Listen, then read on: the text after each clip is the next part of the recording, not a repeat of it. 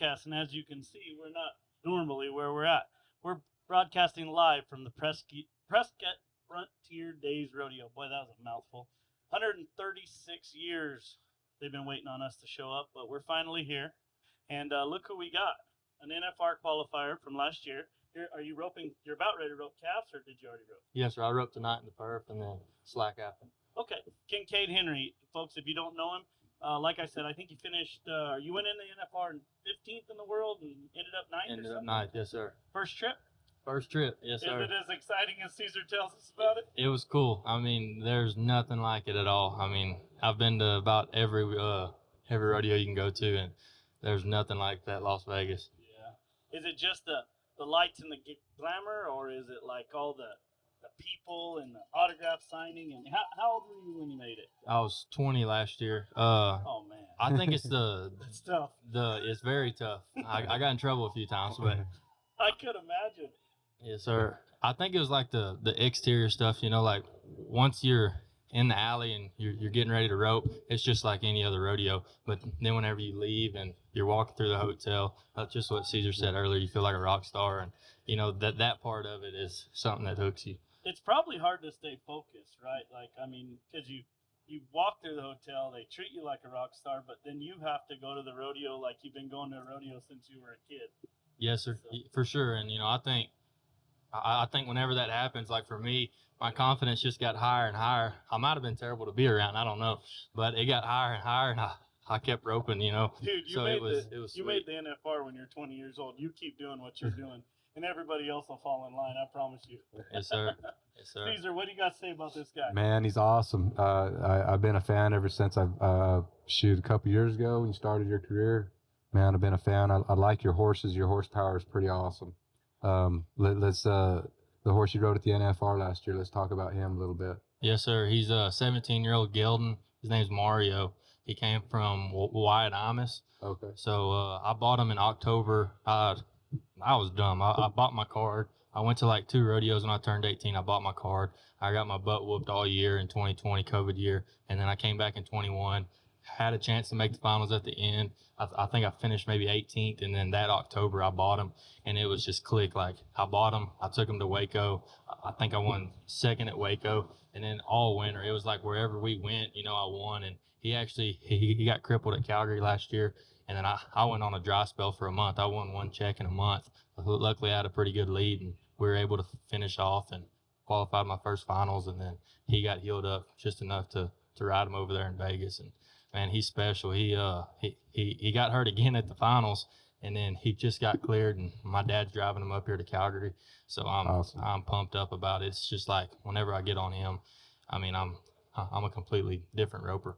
Yeah, I watch the calf roping quite a bit because the horses are good. They're smart. They understand their job, and with the rodeo going on and stuff, the crowd, to see a horse work and make it where you can make a living on them. Man, calf horses are pretty cool to me. So, and you got another one in the rig with you too? Yes, sir. I got 2 of them. I bought one from an older man named Sam Rigsby in Alabama. I bought him right before Houston. I have him out here. He's the one I'm riding tonight. And then I bought one from Bucky Harmon about 3 weeks ago, and he's been good too. I rode him at Reno. I placed at Reno. So perfect. What'd you buy from old Bucky? I know Bucky real well. I bought a 13-year-old gelding. The horse came from Marcus Costa, and then he bought him for his boy. I think his boy rode him for a couple years, and then which one? Caden. Caden? Yes, sir. Yes, sir. He's my age. Oh yeah, I know Caden, the guy that Bucky's in the deal with in Texas and Morgan Mill. Yes, is a real good Andy Dobson. Oh yeah. Yeah, he's a real good friend of ours. So, gotcha. Yeah, yes, sir. He watches and loves every show, so he'll love that we're talking about it. Dobson Ranches, Mud Lake, Idaho. If you're up there and need some hay, stop by and see Andy. So he's a pretty good one, huh? Come from Bucky? Yes, sir. Yes, sir. Good, he good. is. The first place I took him was the college finals, and I did good there. I won the college finals, and then took him straight to Reno and did good there. So I still haven't probably ran 20 calves on him, but he's been awesome. Let's talk about that. You're 2-time collegiate world champ. That's really cool. Being in Casper, I've made it one time over there, and that's a pretty cool spot, especially at the college finals. All the college kids in one little area and kind of battling with the best young guys in the country. Talk about that a little bit. That's not an NFR, but pretty close. You know, it's pretty cool little experience, right? Yes, sir. It's pretty cool. The first year, it was good to me. I won one round, came back, and I think I had to be 10 on my last one. I was 9. I won it, and that was huge. You know, it was the first one. And then this year, I went back and I won the first 2 rounds, and then came back. The most nervous I've ever been in the short round. I had to be like, I think 14 something seconds to win the college finals. I was pretty nervous about it, but we got it done. And Got it done. it was good. It's cool. You know, Yeah. they pack out that building. Yeah, it's really neat. It's kind of a good start, you know, for if you're gonna make the NFR. You go to the college rodeos and stuff. That's close. What's the It's a fastest close you've experience. ever tied a calf? At the American Like and anywhere. at the American this year in the final 8, I was 6'9". That was the first time I was 6. Well, I bet That's you that place fast. come unglued, huh? He came unglued, and there might have been 10 of us, and I was first out, and I was 6'9", and I walked out, and everybody had the cameras in my face trying to interview me. I said, "Get away," because the calves were so good. I honestly did not know if I was going to make the final 4 with the 6'9". I think like Shad was maybe 7:02, and he didn't get back, so it was a roping. Well, that's cool. So, like, when you're in a big place like that and you tie one in 6'9", and man, that crowd goes wild. Because, I mean, they go wild the minute you throw your hands up, you know? Like, I remember a couple years ago I was watching, the crowd went wild and the guy's horse, I don't know, started backing up or something, you know? And what was that deal? Do you guys remember what I'm talking about? Like, he got blacked out or something? That was Hunter Ream at the Yeah. American to win $1 million. To win $1 million Yeah, bucks. his horse ran off. Yeah. That was not a good deal at all. Has that ever happened to you? I don't think so. No, sir. The closest thing was probably at this rodeo last year. My horse kind of ran off, but it didn't matter. I think I got the buzzard. So I didn't tie one at 7 to win $1 million. But I mean, when that crowd goes wild, I mean, these horses are so seasoned. I mean, you know, you tie one in 6'9", dude.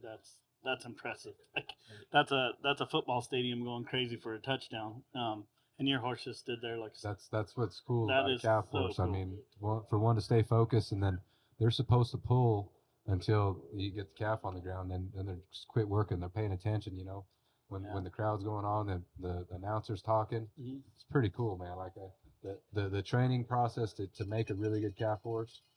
It's awesome. That's why they cost so much. That's why exactly. And actually at the American, so Mario, I took him to Denver. I won second on Denver. I won second at Denver, and he walked up, and he's never walked up in his life. I said, "Crap, something's wrong." We took him back to the vet, and I told the vet, I was like, "Whatever we have to do so I can ride him for this $1 million."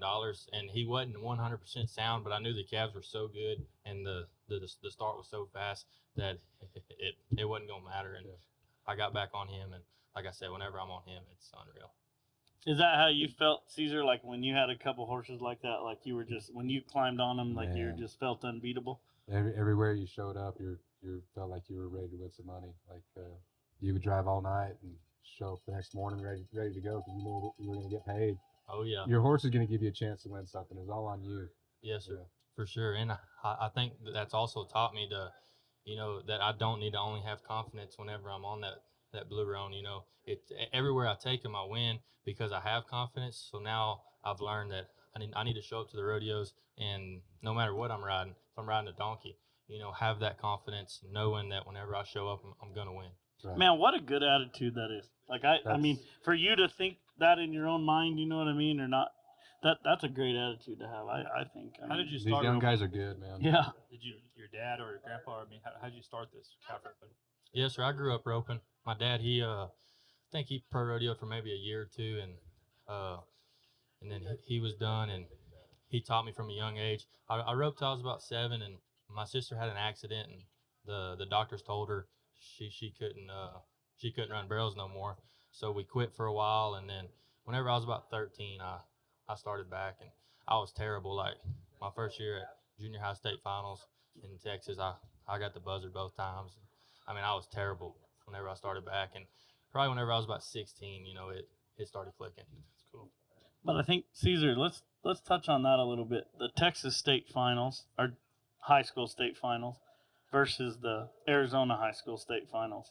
Man, it's like football. Yeah. I mean, them guys are good in Texas. I've They take watched. the rodeo I mean, serious.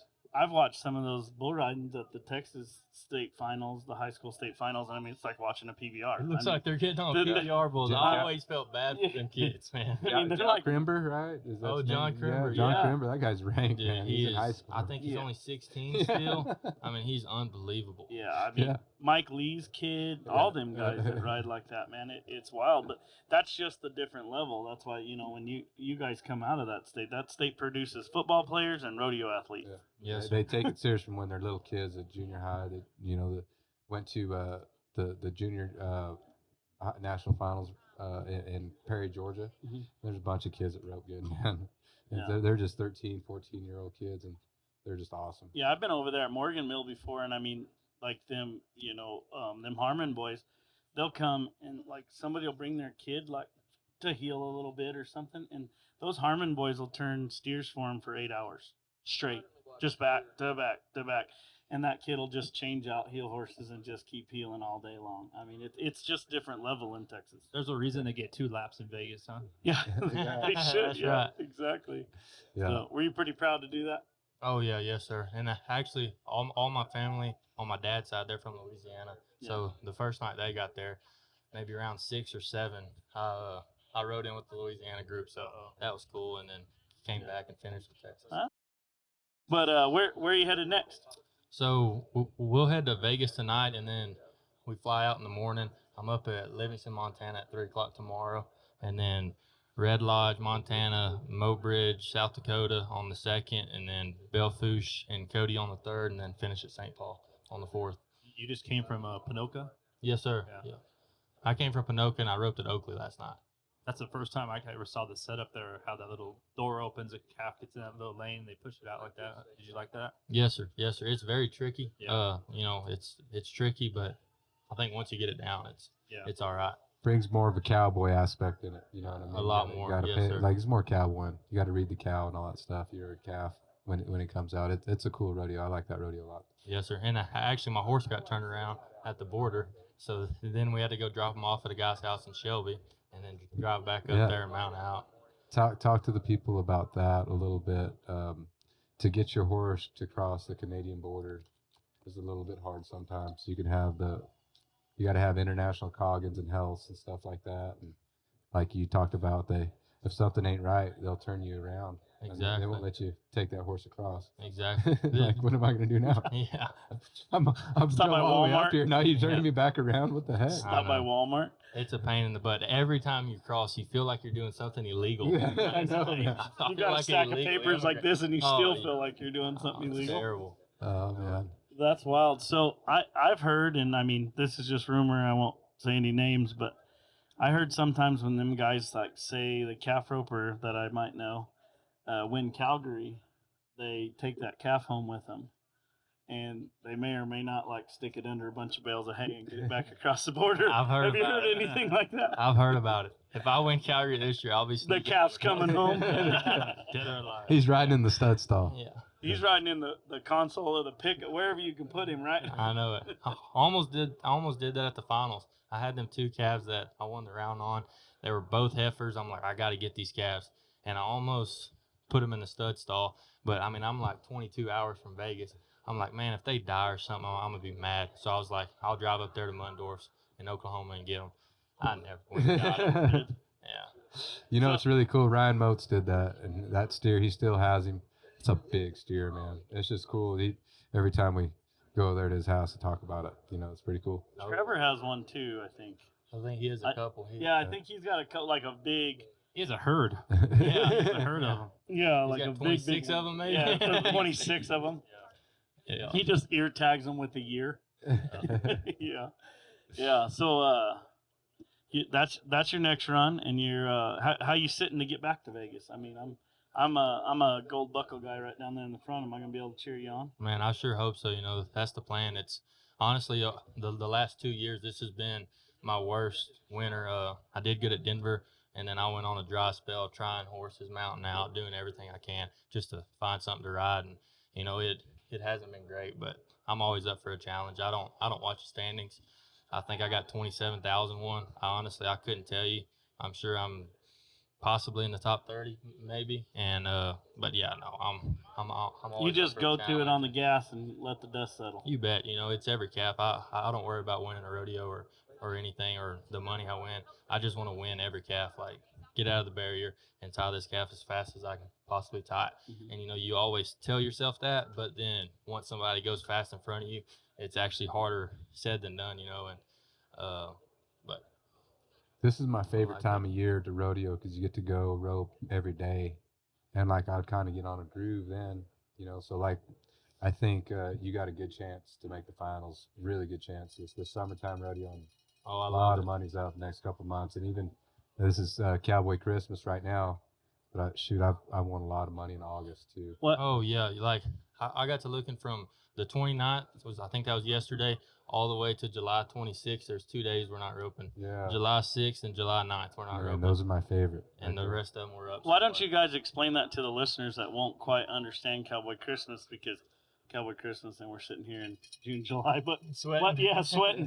Why don't you guys explain that? Why don't you guys explain that to the listeners? Man, Kincade talked about it just a little bit of how he's rodeoing. He went from Canada to here and all over the place. And what we're trying to do is try to get to about 10 to 14 rodeos, and you know, during the Cowboy Christmas, about 10 days, I guess. 10 days would be good. Yeah, Yes, sir. yeah. And if a guy can get to, you know, 10 to 14 rodeos in that time, you're open for big money every time you throw your rope. So that's really That's where, cool. like, if you check the standings before Cowboy Christmas and then you check them 2 weeks after, you're like, holy shit, what happened? Exactly. It doesn't do you no good to look at the standings till No. October 1st, That's honestly, because there's That's right. guys, if you start getting comfortable, and they're going to get your butt, You bet. because there's a lot of winning going on. And I was talking about sharks. Yeah, right now you're in Yes, the sir. Shark Tank, man, That's right. and they're everybody's hunting. That's right. Do you guys see, talking about mounting out, do you guys see a lot of guys, like, in the calf roping and the team roping? I know the Bulldoggers do it all the time, but, like, man, that calf roping horse and you have to be in such sync to make it all work at 6'9". Yes, sir. I mean, do you see a lot of guys mounting out on calf horses? In the calf roping, it's kind of slowed down. Yeah. You know, you heard stories like in the 90s and the early 2000s. There was older men that had good calf horses that would seriously drive them around so people could ride. It's not like that anymore. You know, it's just like everything else. It's kind of politics. There's still people that own the good calf horses that let people ride, but you kind of have to be in the inside, you know. And so not as much, but I mean, if you're in a bind, you know, surely Oh, one yeah. of your buddies, Your good like buddies, yeah. at Pinoca, Ty Harris, I'm sure. he let me on the horse. He won the American Law. So. But I mean, like, as far as, like, if you had to fly around, I mean, it doesn't seem to me like your best opportunity is to mount out on a different calf horses, because, like, you know, like you're saying, you know, your horse Mario, you're just vibing with him, you know, like he wants it as bad as you do, probably. You know, 'cause, Yeah. like, you know, some of his heel horses are the same way. Yeah, it's hard to keep that timing with other horses. Like, I told myself over this fourth, even if I don't get to 14 rodeos, if I can get to 8 of them and I can ride my own horses at everything, then I'm good. And, you know, I've rode my horse. I've rode one I've owned everywhere since I guess Greeley. So that's a plus. And Yeah. except at Pinoca whenever I got turned around. But I'm supposed to be riding mine at all of them. So I'm excited about that. Okay, cool. If you can kind of, you know, your buddies are riding all these horses, and if you can kind of pick a horse when you're flying in, if you can pick one that fits your style And stick with them everywhere. yeah, and then No. just shoot. That's the best way to go about it. Throughout the year, Cesar, like when you were going hard, how many times do you think you mounted out, like average? Man, That you weren't riding your horse the 4th of July. You ought to at least mount out at one rodeo somewhere. somewhere. Yeah, I mean, That was just a That's- distance thing, right? yeah, and then like Vegas. you might need to during Salinas coming up Salinas, here in a couple Spanish, weeks. Ogden, Yeah, yes, sir. in Nampa, a guy's got I've had to mount out in the short go over there at Nampa, you know, because you got a horse over there and Salinas, and so it's just different. But you just try to pick a horse that fits your style. Right. You know, You just, your buddy has one. He's like, man, I really would like that horse. I think I could ride that horse. Yep. Yeah. And I mean, it helps too. I mean, you guys are the cream of the crop. I mean, you guys can, like you said earlier, get on a donkey probably and go rope one, but to be real fast. I just always have wondered that, like, how much you guys actually split them horses up and move them around. How I many mean, rigs do you have yeah. going? I have 2 right now. Yes, sir. I have to. Honestly, I don't even know who's driving my rig from Vegas. I'm staying at Chase Webster's in Camas, Utah, and we found some guy in Vegas that's supposed to drive our horses. I'm kind of nervous about it, but he's driving our horses from Vegas to Camas, and then our driver and our other rig headed to Livingston, and he's gonna pick us up at the airport. So That's part of it, man. It's part of it. Well, Brandon and I have a great driver in Vegas, but I don't think he knows how to pull horses. He would be more than happy to take you over there. Like, his name's Manny, but he drives like an Escalade. I don't think you can load no horses in it. This podcast is brought to you by Vern Lewis Welding Supply, the premier welding supplier in the game. For sure. I mean, when you talk about welding and anything to do with the metal game, I mean, they have old welders, new welders, torch, anything you need to do any kind of welding, anything like that. Look up Vern Lewis. I mean, you built your arena. Yeah, I mean, lot of barns, lot of roping arenas going up in this area. if they ain't got it, they'll get it. And I know them people real well and talk about some really good people. And they're knowledgeable. You know, they're people, they'll even tell you what welding rod to use. You know, they'll be saying you're using wrong machine entirely. So look up Vern Lewis. They're top notch. All right, we're back. We still got my man here, Mr. 2022. That's what I'm going to call him. So we were talking a little bit in the break, and like, what do you want to do after your rope? Like, I mean, I know that's way down the road for you because I see 10 times in your future. But down the road, what do you want to do? I mean, you want to ranch? You want to, I don't know, travel the world? What do you want to do? Oh, I do plenty of traveling right now. Yeah, I'm not. You probably missing want to out. stay Yeah, home. There isn't many 20-year-olds that travel like we do, you know. Yeah. And it's an awesome experience. But no, I don't know, you know.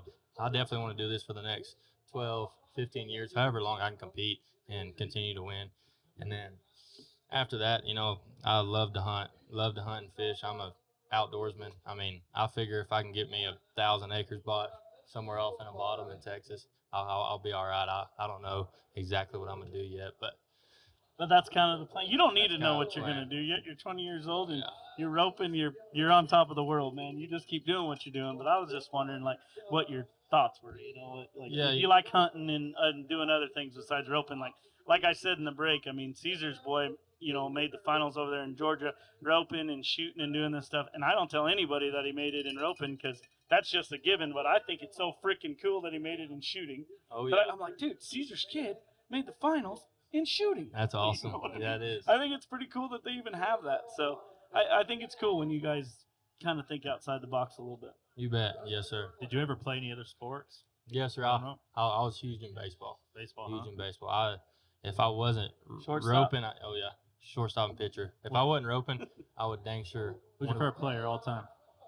Favorite player? Man, it might have changed. That old Dylan Cruz for LSU just won the championship.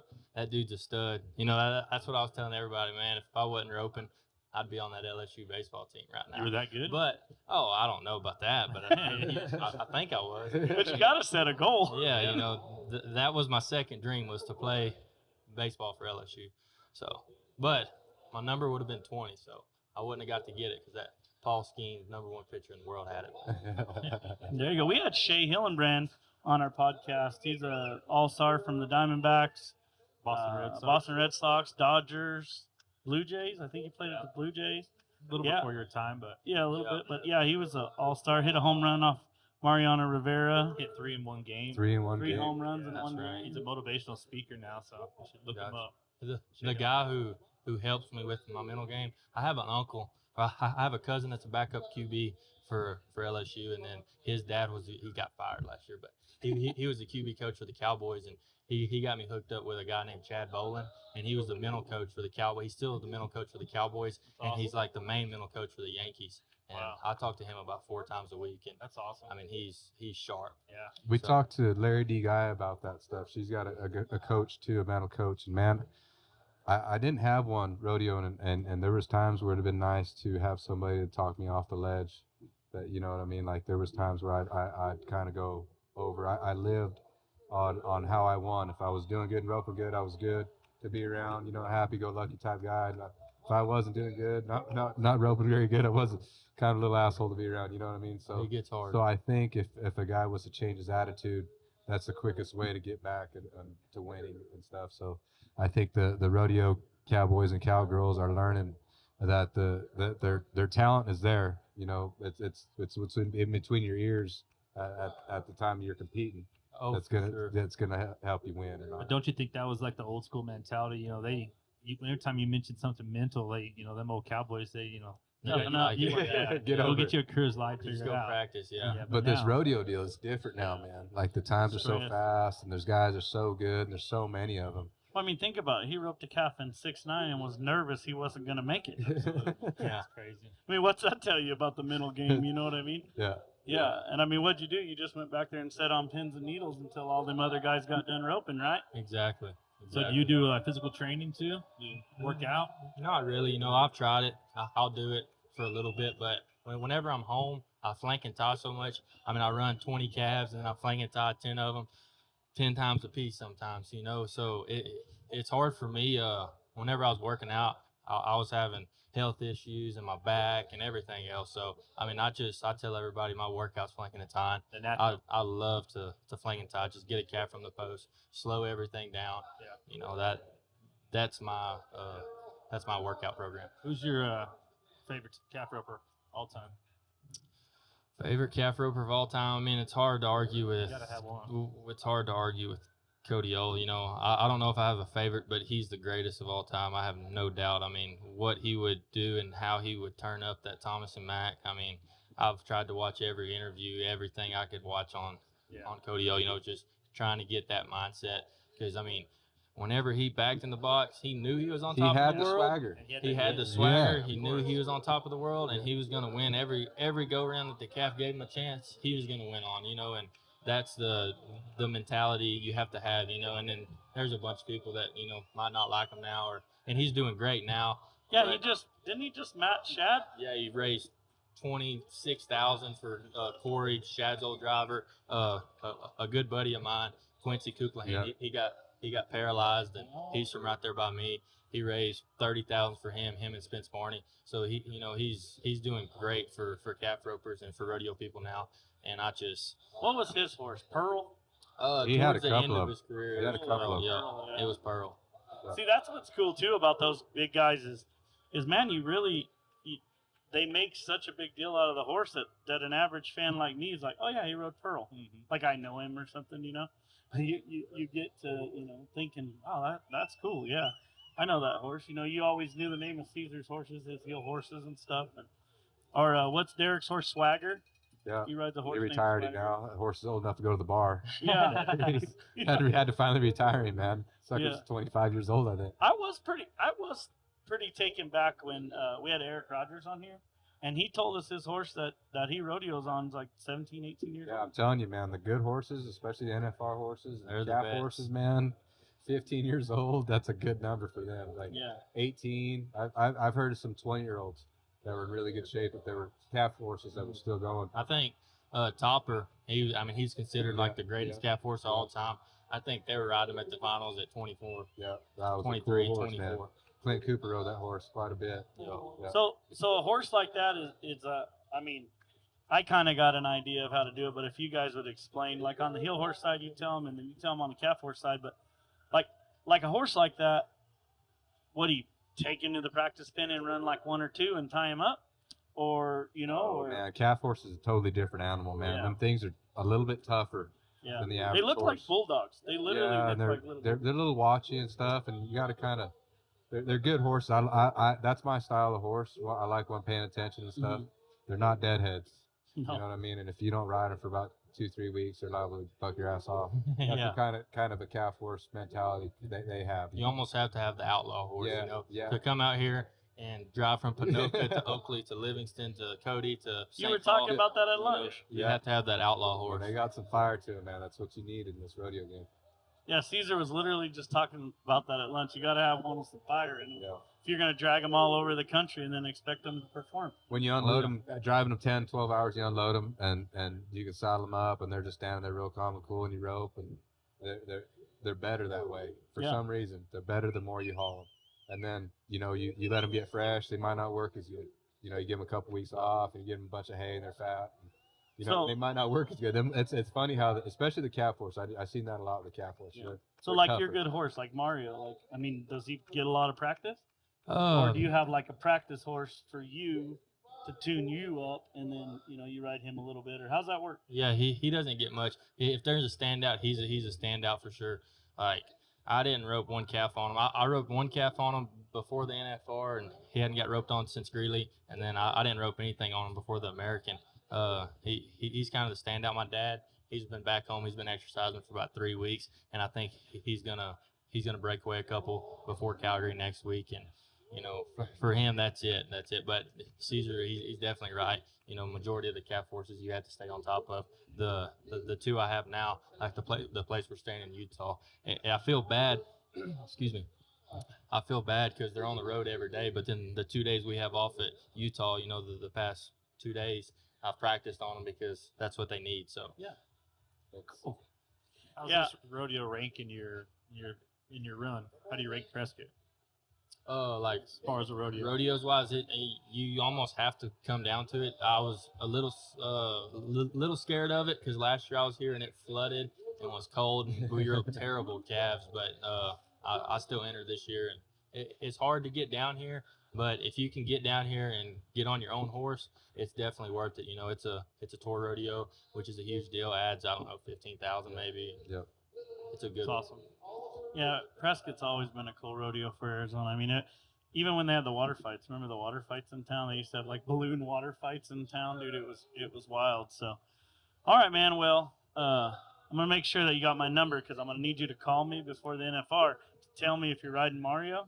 Because when I'm sitting in my seats, I'll be like, "Oh yeah, he's riding Mario." So the people behind me are like, "Who's this guy?" I'll be on Mario. This I guy knows promise what's you. going on. I promise you. I'll be on the blue realm. All right, But man. before Well, that, let's get that Calgary, huh? yeah. right. Go get a win at Calgary, and if you need some help getting that calf back across the border, I know a couple guys.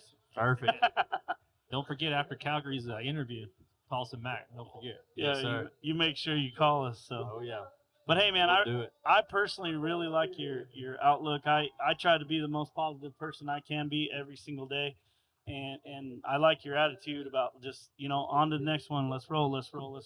Keep going. I think you're on the right track. So You can It's definitely really- tell you have a mental coach, I think. Yeah, here. it's refreshing to see that It is. this It's young awesome. generation Yeah, of guys, for man. sure. Because Yeah. I There you go. don't want to see the young guys go down the same road I did mentally, man. It's like, gosh dang, you don't need to beat yourself up that bad. You got another rodeo tomorrow. It'll be all right. Exactly. And it's very hard to do out here. Yeah, it very really is. hard. Yeah.